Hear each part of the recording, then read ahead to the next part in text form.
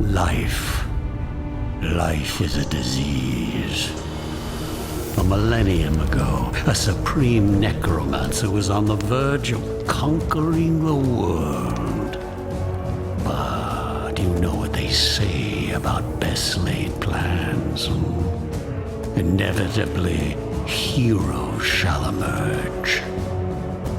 So, I was made dead. Again. But what does death really mean for somebody who has mastered it, Boredom. An eternity to ponder my errors and how close I came to victory. I am a mortal, but when this world ends, even I will know oblivion.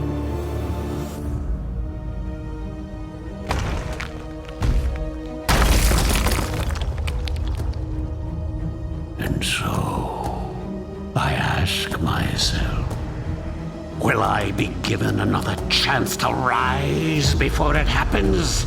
Another chance to fulfill my ambition? It seems that fate has smiled after all.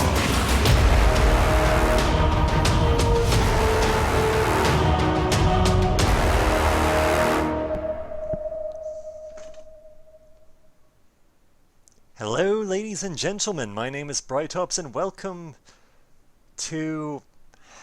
how do you pronounce his name? Iratus, Lord of the Dead. Effectively, it's a very similar game to Darkest Dungeon, as it were. Only instead of being, the various heroes or adventurers that are coming in to deal with Lovecraftian horrors, you are the Lovecraftian horror.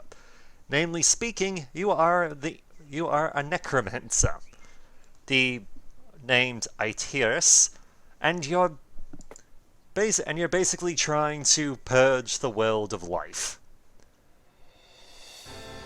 I decided just to, for the sake of it, for some reason you're not allowed to actually play the game from the opening video from the game menu itself, so I ended up just starting it up and going with it. Let's see, we've got the tutorial, and I've played the tutorial. I've also finished it on Cakewalk, because once you get... hang on. I lowered the sound a bit, but I think it's still a bit too loud. A little bit too loud still. That's a bit better. But yes, as I was saying, you start off with tutorial, and after you've finished the initial tutorial, you go into Cakewalk difficulty. But we'll try more pain, because we need to actually... in order to unlock higher difficulties, you need to go unlock the previous ones. And I will admit, this game is still on early access. But we'll explain things when we get there. We'll go for the thing above Cakewalk.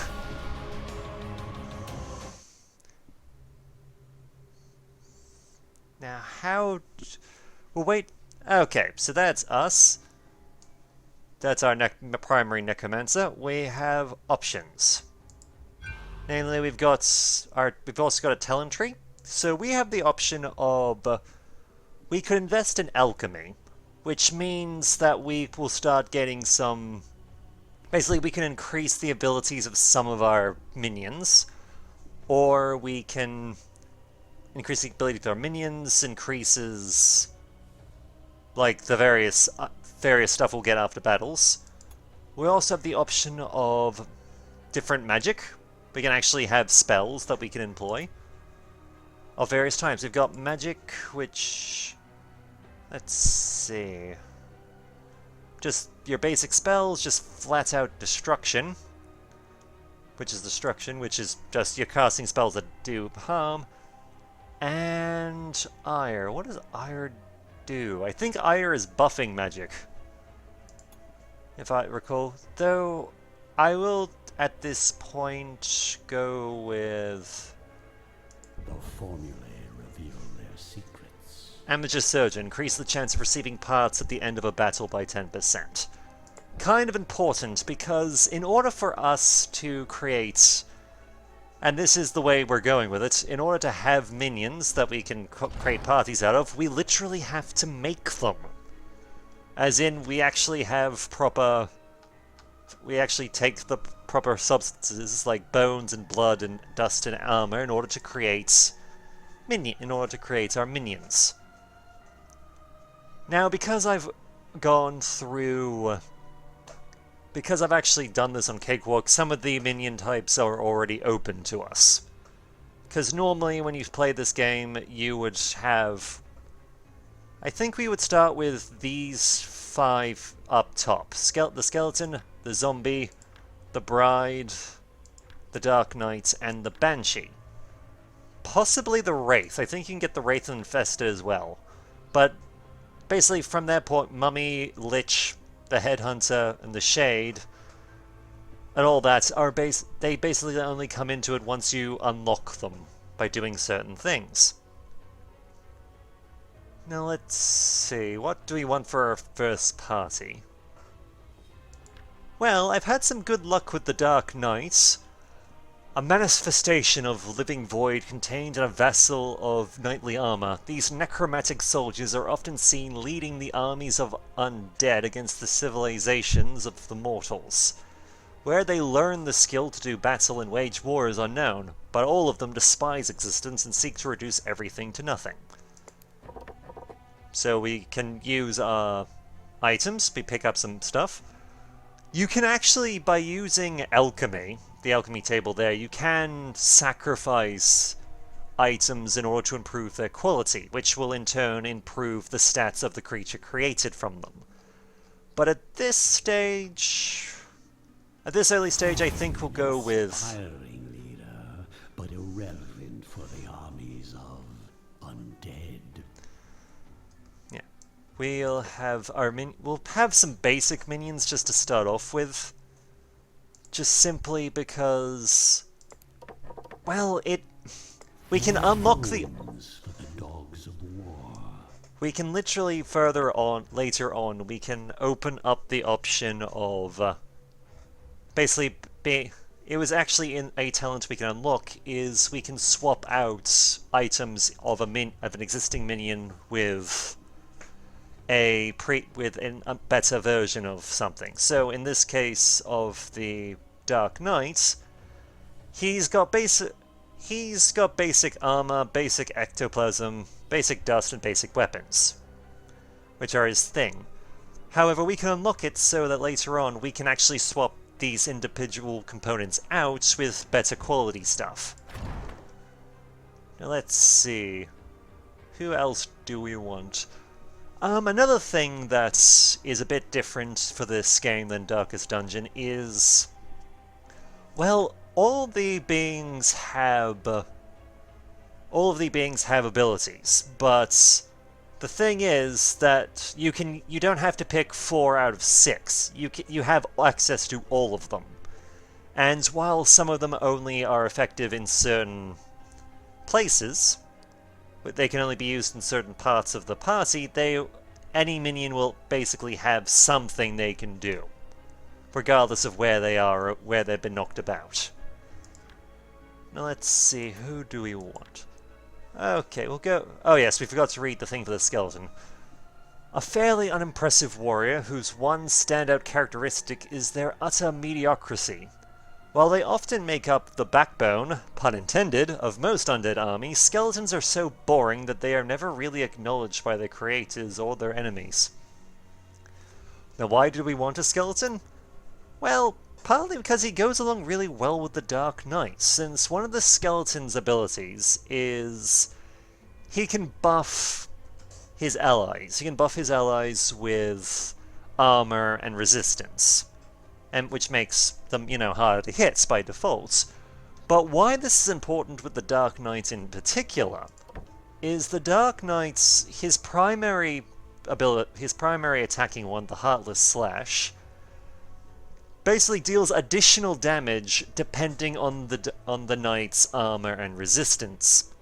So by buffing that up, we can do a fair bit of damage. Now let's see. See a shade. You know, we can do a shade. A soul that is trapped on the border of life and death, infused with necronomic energy, becomes a shade. Far more than a simple animated shadow, these creatures are conduits of power and channel great energies for their dark masters. They also serve as excellent spies and assistants around the workplace. In tenebris mortis. And the last of our initial party, but not least, the Banshee. A Banshee draws her strength from one simple emotion: fear. In truth, a Banshee feels many times the fear felt by her victims. Had she the ability, she would run away from each battle in blind terror, but necromancers have long since employed additional bindings to keep that from happening. Come, dear, it's time for your performance. So that's our initial party. We also have the graveyard, which has buildings in it that we can use to, well, that we can, once we upgrade them, can actually be used for certain things. Like the excavation. Each minion exploring the ancient burial ground finds a random part. So, which is useful for us. And in order to unlock it, we do need a skeleton. Because this is one of those things that, in order to upgrade and advance an item, you need to offer up a certain minion. Was there an effort to set me free sometime in the past? Regardless, these remains will be used as fuel for my growing army. We also have by default we have the mortuary, which by default allows, basically, if we put an injured minion in here, they will be healed to full. And we just need to also create a quick thing. Let's see. Oh yeah, so we'll have a look at the Lost Soul.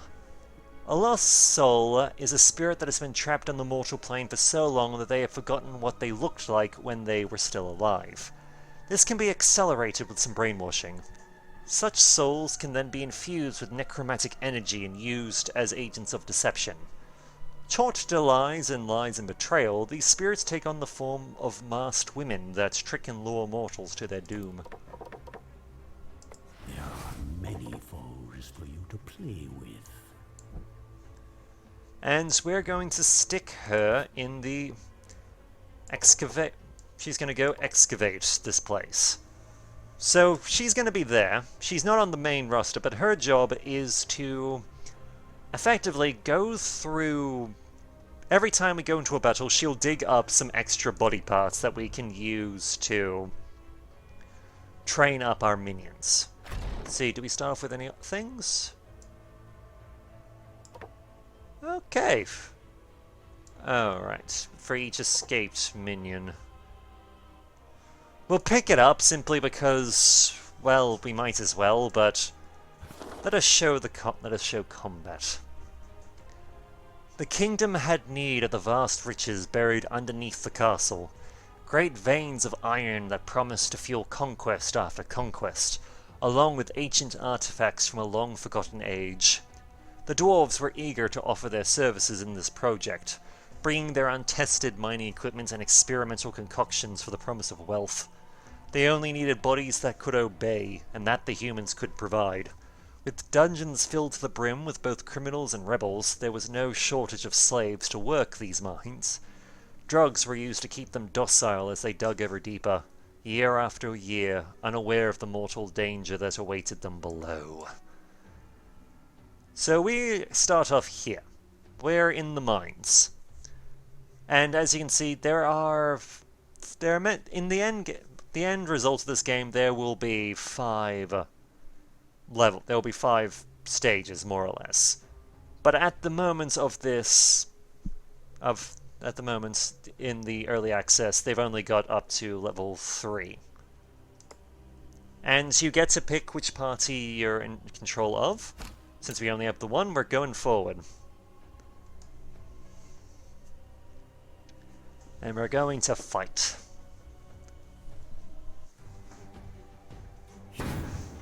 Huh.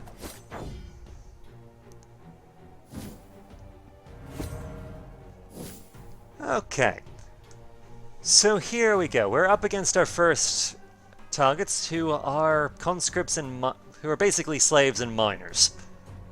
Now they have abilities of their own, and we'll explain what stances are in a second, but as we can see, we've got our skeletons, and each of our people have their own little features they can play with. But as you can see, our minions have... all they've got really is health, whereas our enemies have health and this bar underneath it. This is morale. Much like in Darkest Dungeon, our enemies can be mentally broken and go insane. But first, let's see. Oh, that's stance. Right. We're looking for embrace that one. Because how a stance works is different. You have the option of... you can go into... you can pick an ability that causes a stance. And if you do this stance, then if a certain event triggers, then an ability is triggered. Usually it's something like an attack. Like, for example, our Dark Knight has the stance Futile Hopes, so that each time an enemy receives a buff, the Dark Knight deals stress damage to them. However, we don't have to worry about that. Not at this point, anyway. And if your resistance is high enough, you can actually just shrug off attacks and abilities like nothing. Let's see... what do we want to do? We're going to go Blackest Lights, and we're going to throw a debuff on this guy.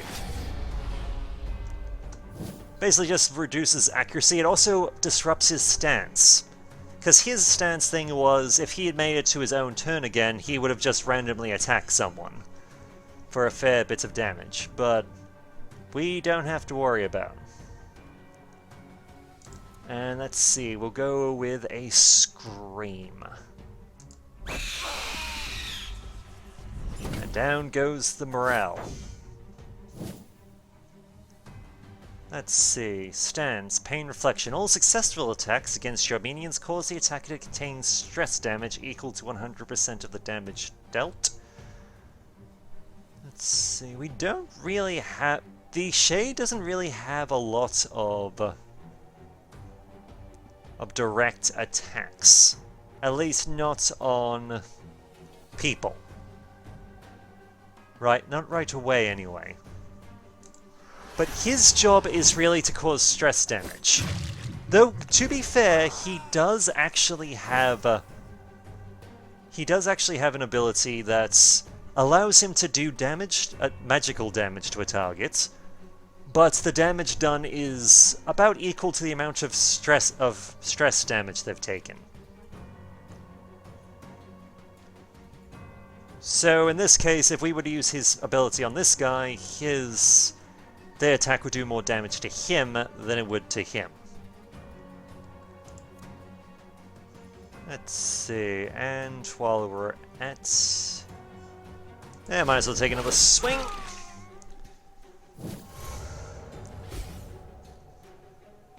Okay, you're trying to run away.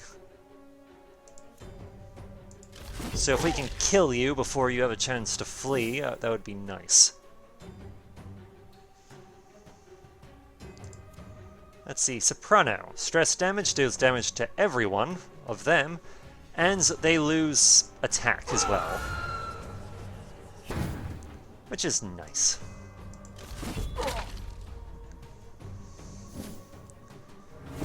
Yes, and as we're seeing, this enemy is trying to run away and flee from battle.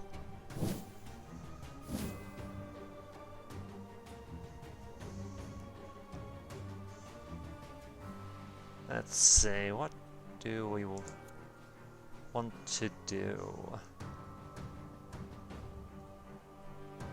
Alright, we can also set traps. Essentially, what a trap does is we create an area underneath in the row that if someone walks into it causes them a status effect. In this case, it causes just straight up damage.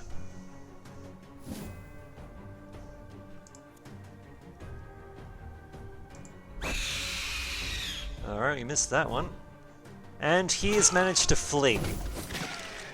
Which sucks, but what will he do? Because, if nothing else, because of the item we picked up with our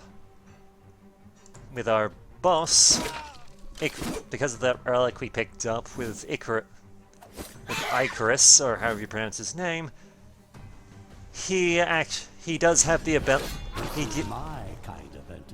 He does gain some experience that we can use for talents or to improve certain things now that the target has fled. So he gains something if they run. Ah, he's gone insane. In this case, his insanity is betrayal. He has a 75% chance to attack an ally.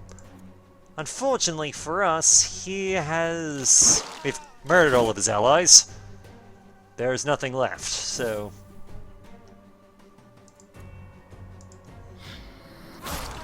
There's the magic attack from the Shade. A sad display of mortal kind. Alright, we've gained some stuff. Architect's souls can be used to help upgrade our thing, so that we can gain certain benefits. We also gained a more uncommon piece of flesh, so we could potentially someone could potentially have a bit more in the way of actual stats if we replace the flesh in them with anything. Now, we can't upgrade just yet, because we haven't unlocked stuff just yet, but as you can see from here, the minions still have the damage they took. That carries over. It's not necessarily great, but it is the reality of the thing. Let's see, we'll put Skeleton Bob in there for the time. Oh yes, we can rename people. I almost completely forgot about that. We can actually name them. So in this case...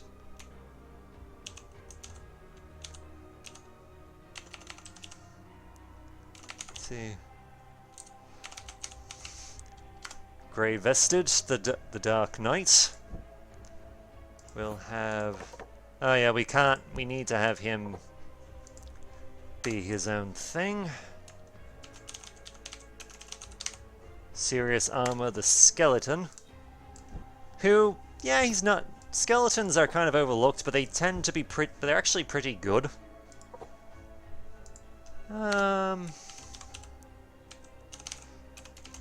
Sinister 7, the Banshee.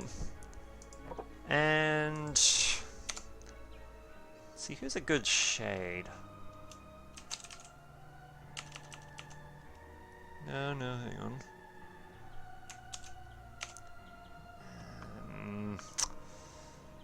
Sorry, just quickly trying to remember a name of one of my people.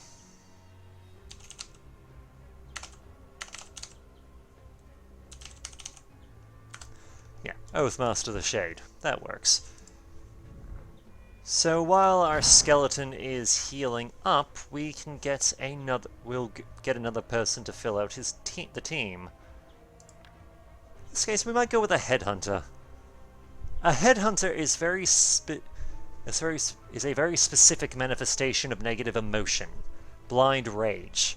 As such, the resulting undead possesses immense power, but becomes rather difficult to control. They are still a minion of choice for any necromancer who prefers hearing the dying screams of their enemies over the clatter of the supposedly silent dead. Okay. Despite a lack of eyes, they know to aim for the neck. Alright, and for this one... see what names have we got?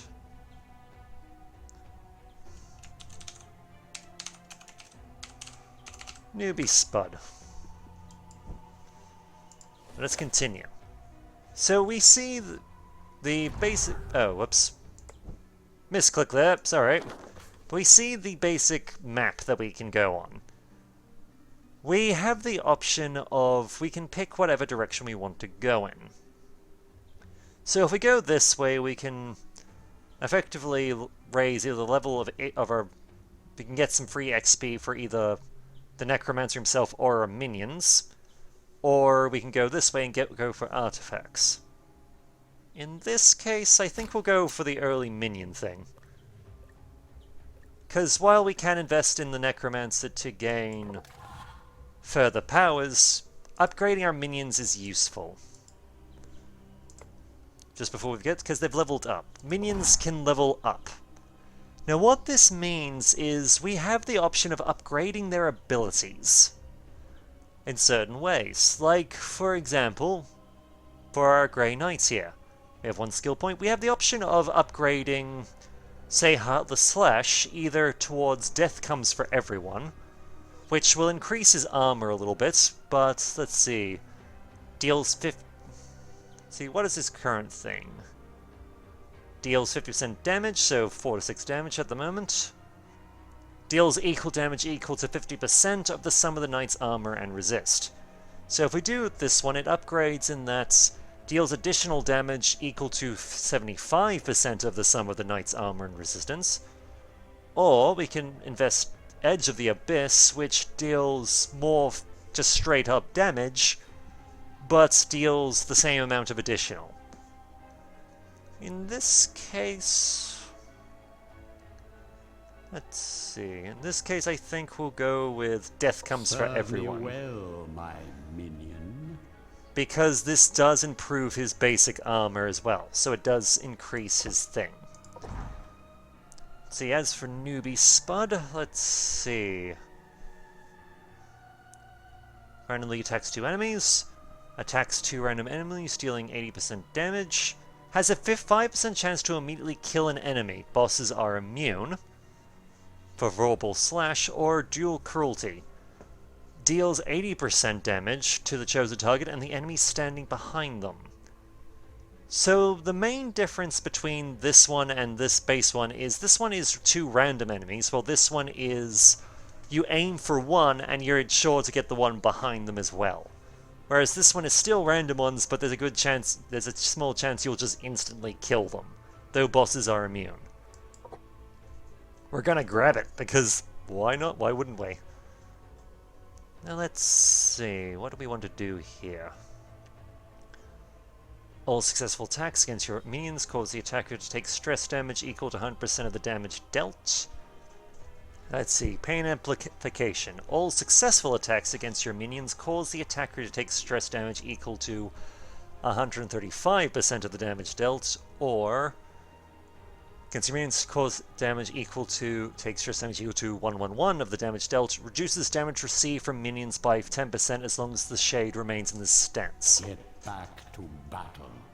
So this is a pretty good one for the shade, because it allows Oathmaster, since that will allow us to effectively give the rest of our team at least the chance to resist some damage.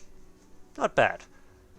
And in this case of Sinister 7 the Banshee, we have the option of we can go Paralyzing Scream, which does the same amount of damage, stress damage, moves the target to a and like the normal one, moves the target to a random position, but the target loses 18 evasion for 3 turns, or we can move the target and removes all buffs from the target, which is what we're gonna do. Alright. And now we push forward. Once you pick a path, you can't go the other way. You have to follow it through to the end.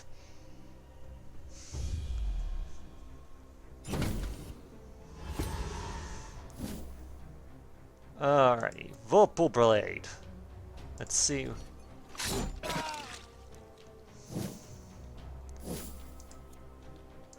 So Newbie Spud the Headhunter will randomly attack minions and potentially kill them. Which is always nice. And we might as well move him from position and deal with that stance thing. Yes, the minions do actually talk to each other and stuff like that. So in this case, the Banshee, because she doesn't want to be here, she will just basically be doing things like, oh god, why?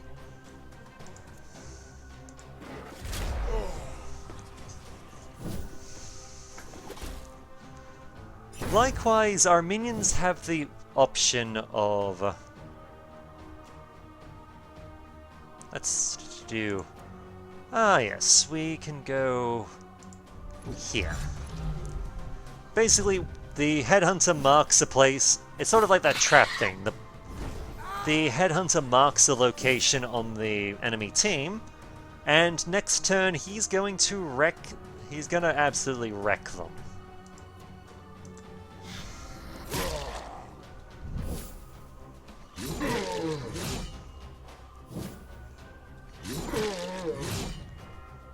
Now let's see. Ah yes, and as battle goes on, we gain this resource known as... I think it's Fury?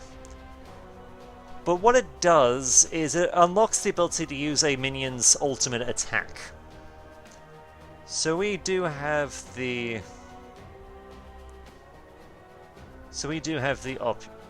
option of doing some serious damage, honestly. Alright, there goes the Insanity, and they are panicking.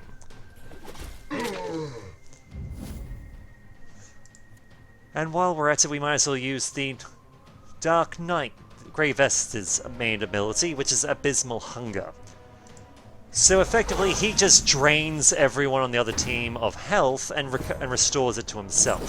Savor these last few heartbeats.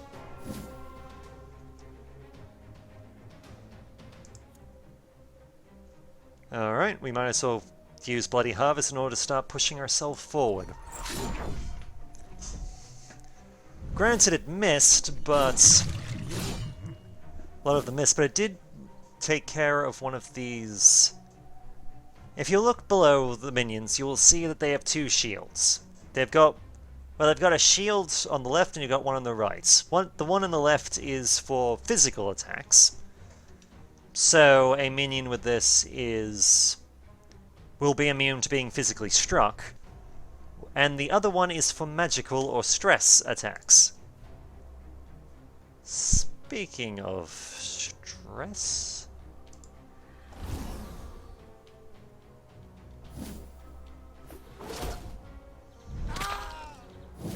oh, you didn't die. You little bastard.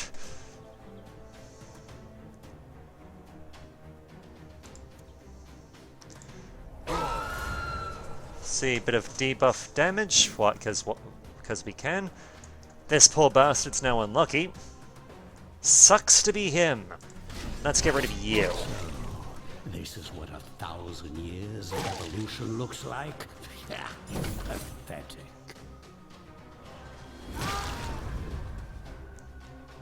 Wait, what was that?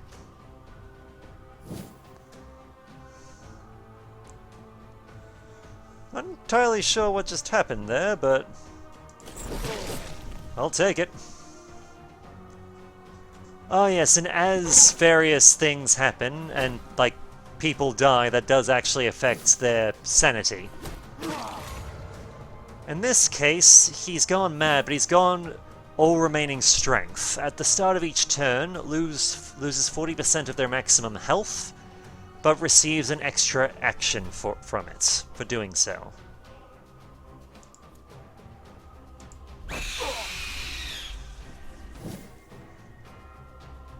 Which makes sense, because we can. And be gone, wretch. My will is a tide that will wash away your pathetic civilization. Ah yes, we also got information on the conscript. I'll show that off in a second. Just once we've loaded in properly. Let's see, Serious Armor's healed up, we've gained some free ectoplasm. And we'll take him out, and we'll let Sinister 7 go and get some much-needed rest.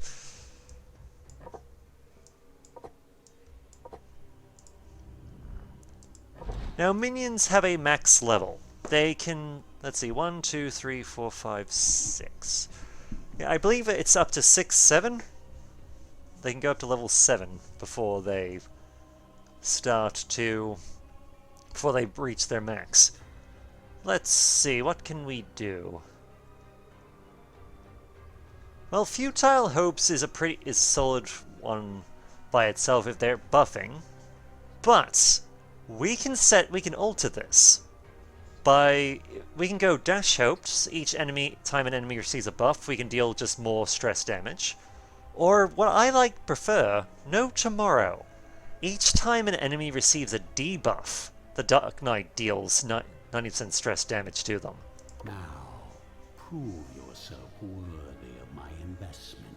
Yeah, the fact that it also gives us a boost towards resistance and thus our attack is more or less a bonus, really. Let's see, Doom Claws we're getting a lot of use out of. Let's quickly have a look. Let's see, Gloom Talons is basically the same ability, but a critical hit will deal 200 damage, and 200% damage, and doesn't miss. Or Void Claws, deals damage equal to 100% of the sanity that the target is missing, doesn't miss. Okay. Luck or armor is the question. You know what, we'll go with armor. Because just dealing more damage is sometimes the way you want to go. Ah yes, we can unlock things again. In this case, we can't...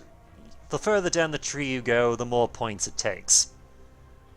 But in this case, we're going to go with Transplantation. Allows you to replace parts of a minion. The will becomes free. Just doing that one because what it allows us to do is it allows us to... Well, we can start upgrading the parts, and thus replacing them for people. So let's see, what have we got a lot of? Well, we can do some armor. Behold my work. Bit of weapon as well. Bones. What we can do a lot of is get a lot of flesh going. The skeleton will clean up this mess later. The fill bar will by default automatically go to the highest thing it can. So in this case we've got a rare level of... a legendary level of flesh, which if we add it to a minion gives it +1 block, +5 evasion, and +5 additional health. Ah, the smell of successful alchemy.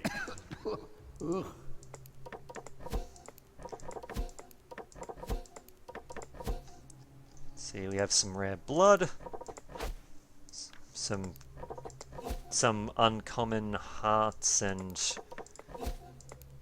It's no gold, but it will do. Okay, so where do we want to put this? Because we can invest... Because we unlocked that thing, we can now upgrade the minions we have. If we so desire. See, we don't really have a lot of fleshy minions at the moment. Though, hang on, let's have a look at the creations. Because we can create more. In this case, we'll throw a mummy in. We'll grab a mummy. A mummy is, at its core, a vessel for thousands of dark curses crammed together into one undead body. For this purpose, all unnecessary organs need to be removed to make space, and the body bandaged generously to keep it all from leaking out. Quite a dangerous minion, since even a slight touch can lead to several years of bad luck. Which is why stories of what happened to the originator of this design are still passed around as cautionary tales among necromancers. They will carry the curse of my tomb to the world. And because of the way we upgraded him, he has a lot better... He has a lot better stats than the baseline would, because his items give him bonuses. And... let's see... actually, you know what, we'll let him go there. We'll make use of... we'll check stuff out. Ah, sacrificial altar. Hold on a second, what do we have a lot of what do we have a lot of cheap stuff for? Let's see, bones, flesh. Rare quality heart, though, we don't want to lose that. You know what, a lich should be good for this. Might I use this one sparingly if I care for my minions? A powerful magical minion, but not really a true lich. Rather, they are pseudo-liches that borrow some of the designs made by necromancers of old. Most notably, these minions do not actually hold the soul of a necromancer. Instead, they serve as carriers for devastating spells that often sow destruction on both allies and enemies alike. They have, however, been known to take on the mannerisms of their creator, which can be so convincing that other undead tend to obey them. Why did I randomly make a necromancer? Sacrificial altar. By sacrificing minion, we gain items and artifacts. We don't have to do this, but a cheap minion gives us... yeah, all of this. So let's see, Golden Tooth, so we can give that to a minion so they'll have more luck. Etched Bones, more accuracy. Dynamic Essence, more evasion. Witch Skin Sash, magical damage increased by 10%. And Scroll of Skullfall. Unlocks a secret destruction spell, one-time use. So we have the option of if we grab it, we have the option of... we have the option of basically giving it to our necromancer so that he has the option of... well, he can, if he wants to, he can pretty much do his own thing. Let's see, we'll give you the Gold Tooth, so that will boost your luck a bit, so you have a chance of critting. We'll give... see, we'll give our mummy... oh yeah, we need to actually have a name for the mummy, don't we?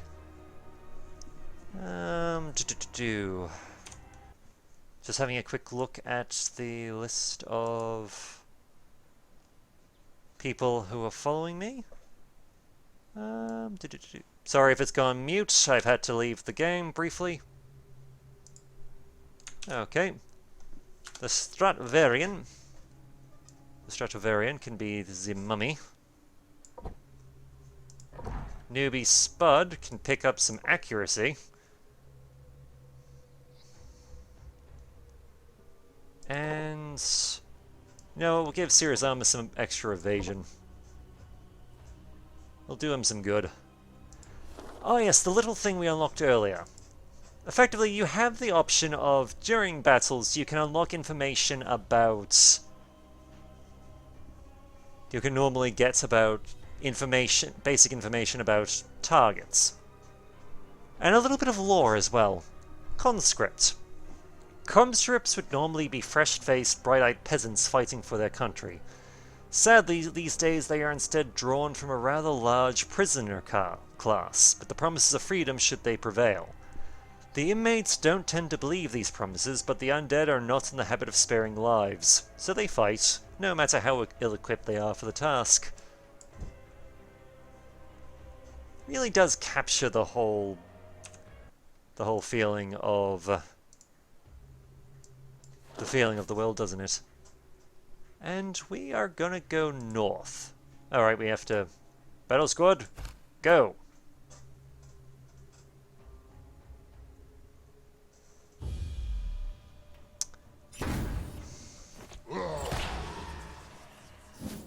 Well, there's a buff. We got a buffer at long last. Alrighty. And we shall start us off with... a mark. And we'll also buff the knight. We'll also buff our knight's Grey Vested so that he can do a lot more damage than he should be able to.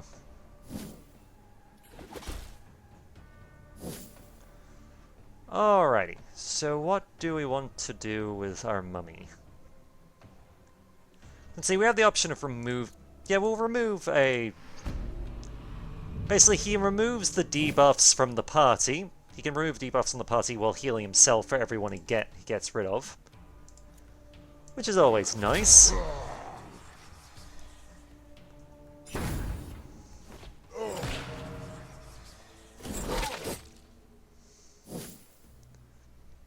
Alright, receives...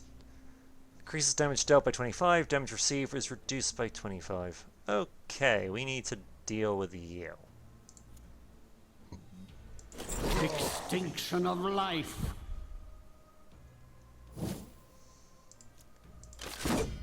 There goes the block, and he's dead.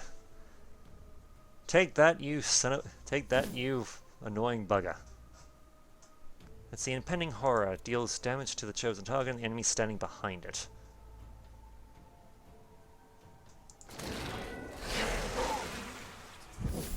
As well as moving forward a little bit. Because that's always nice.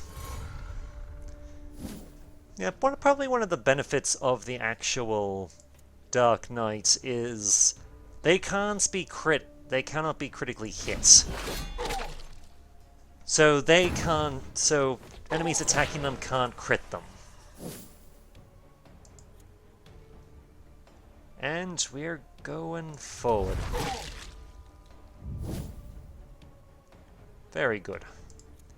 Let's see if we can finish. No, we just missed him. Oh well. Probably the damn debuff, because this Exterminate the Undead that lowers accuracy is kind of a pain.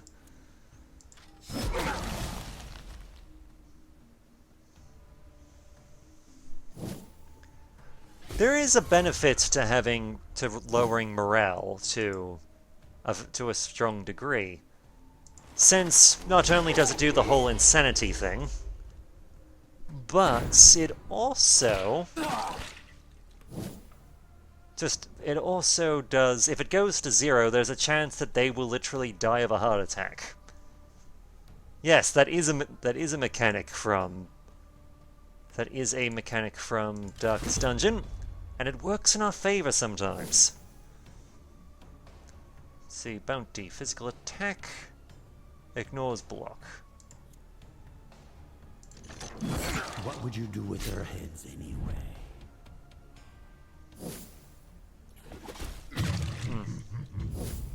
Let's see, the Taskmaster also, because enemies can also have features. In this case, the Taskmaster's is when he dies, his allies recover sanity. So these guys hate him so much that if he drops dead, then they're all for it. They're freaking fantastic with that.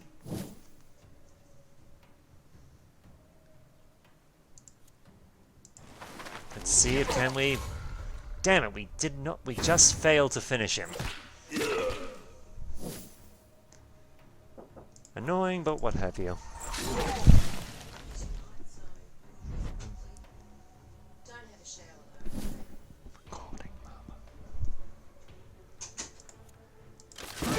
Right, so that's just being told that people are coming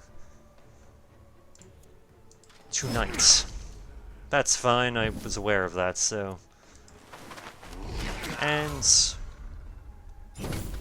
Not quite dead yet. There he goes. And he's gone. And because of our slaughter, we gain more... We literally gain pieces of our fallen enemies to build our minions, our fresh minions up.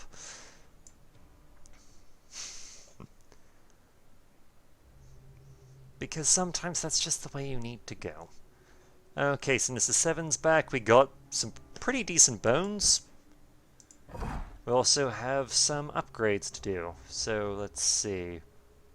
Ignores armor, ignores block, or ignores armor but doesn't miss. My enemies are in for a nasty surprise. Yeah, we'll go with that ability to take damage pretty easily. As for newbie Spud, let's see, catch them. 80% ignores block. Okay, it's a random enemy, so let's see. Has 50% chance to stun the target, moves the enemy to first position and ignores block, or choose the target. Though with less damage. I expect results. Well, of course we're going to go with... We've got our thing, we're going to go with it. Alright, we also need to upgrade Sinister at some point. Actually, while we're at it, hold on. Creation. Damn it, we can't... What are we missing? Dust and rags. Okay. Because upgrades, in order to upgrade buildings, you need to sacrifice minions. A minion in order to help do so. They don't have to be high level or anything, but it can be annoying. Let's see, Soprano, so enemies lose 6 attack for the next action.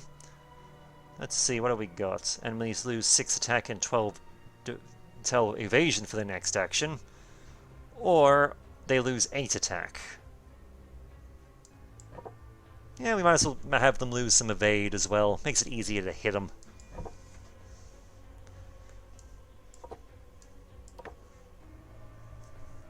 Alright, I think I might call it there for now. But yes, my name is... This is Icarus, Lord of the... or however you pronounce his name, Lord of the Dead. And if people want to see me continue the series, I'd be happy to do that. If not, that's fine. I just wanted to show this game off. You can get it on early access from Steam. I will have it linked in the description of the video. But please enjoy yourselves. Until next time, my name is Bright Ops, and I look forward to hearing from you.